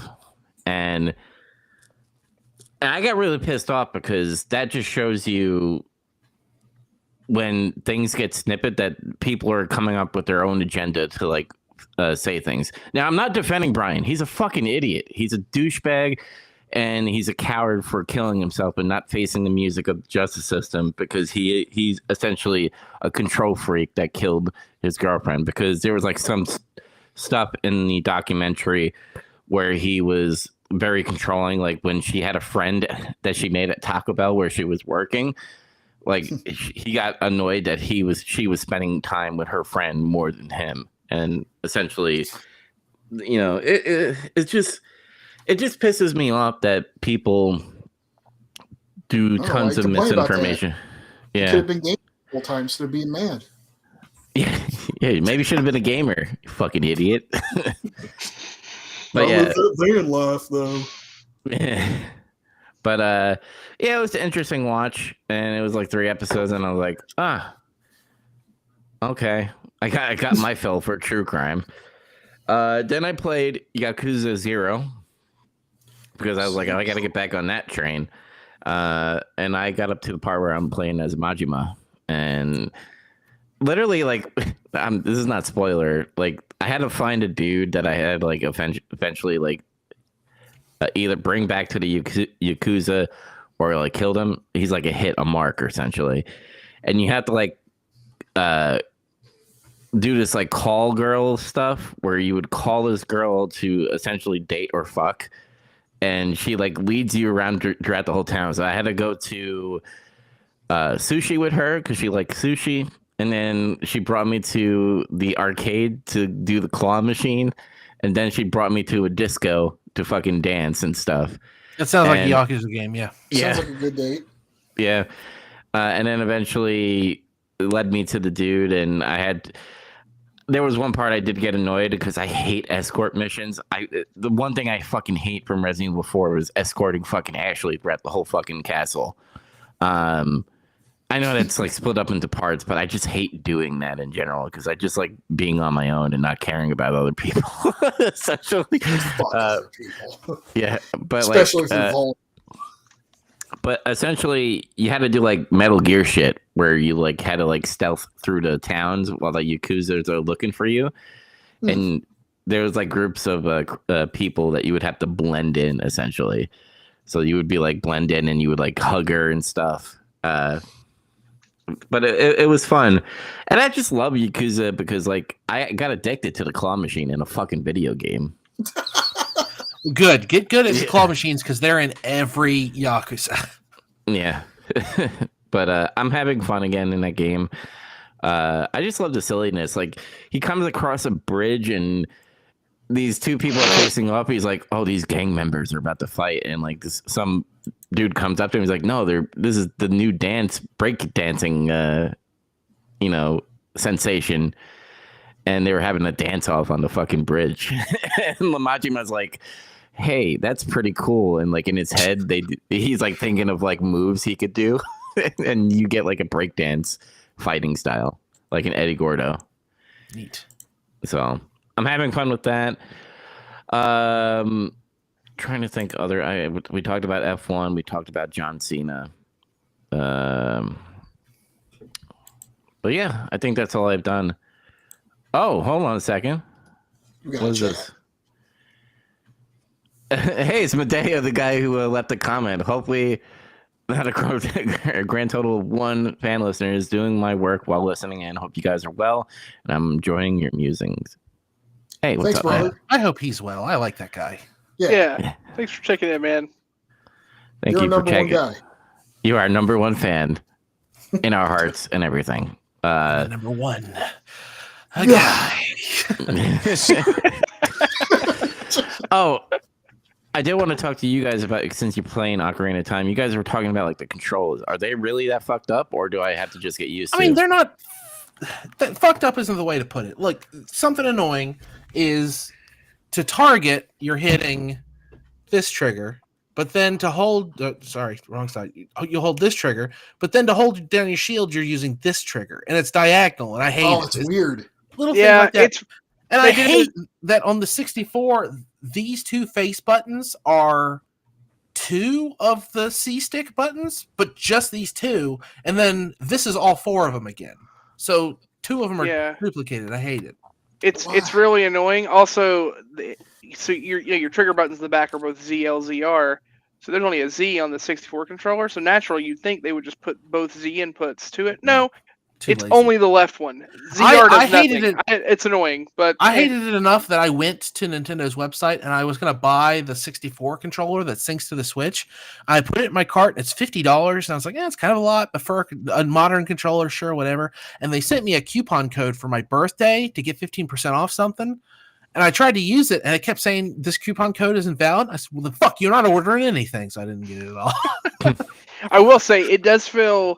I've mostly played on my Switch, but like on the actual like handheld. But then because I was doing it at work, and I got a little annoyed. But I brought my controller one day, and then I've played on my television today. And using just a Pro controller, it feels fine. Like that it's makes easy. sense. I've only played handheld, and that's been most of my hangups. Yeah, no, it definitely is a little clunky. I feel like aiming is a little clunkier too. Like to get like precision with aiming is just a tad clunky on the actual Switch, where like the Pro controller, it's sniper with that. Those little Joy-Con sticks aren't really all that great. I never thought they have been. Yeah, especially the Poe hunting thing. I wanted to like stab a needle in my eye, but I switched over and used the Pro controller. It wasn't a problem. So I'm going to buy the cart and just play it the real way, the God intended way. I mean, I think that's reasonable. Sure. I'm still thinking about. I bet now it's funny. I'm going to make a bet. I bet I can complete both this game and Master Quest before Dubs beats just the regular game. I hear that. I know you can do that. You can easily do that. Yeah, because I don't sleep. I don't sleep. That's the secret. There's no sleep here. I'm gonna die when I'm 45 because I have severe insomnia. Eventually I do have to get checked out for ADHD. I think that's a problem. I just can't fucking focus sometimes when I'm playing games. I thought you said you didn't have time to play games. No, now it's this ADHD thing. What's it going to be next time? Oh, I didn't have the right pants. I just had shorts on. We're gonna get an angry message back from Maddow. He's like, "You leave Dubs alone. He's my favorite." I'm not playing any NHL anymore, and it's funny because Zach says he picked up because I remember when I mentioned 2K5 in Messenger, he's like, "We'll see," and he picked it up, and I'm like, I'm not gonna pick it up at launch because I'm just like, every time I pick up WWE 2K, I go, this is interesting, and I never fucking play it again. So that's why I'm like, Zach, just tell me how it is. See if they change the story and stuff. And I know they have that island thing where you could walk around like Roman Reigns Island or the Bloodline Island, whatever it's fucking called. Yeah, you can fight people in impromptu matches and shit, I guess. But I don't know. I'm not really that interested in that. Ooh, I want to go to Fight Island. The only thing that sucks about Fight Island is you have to play it to unlock certain creation parts and shit.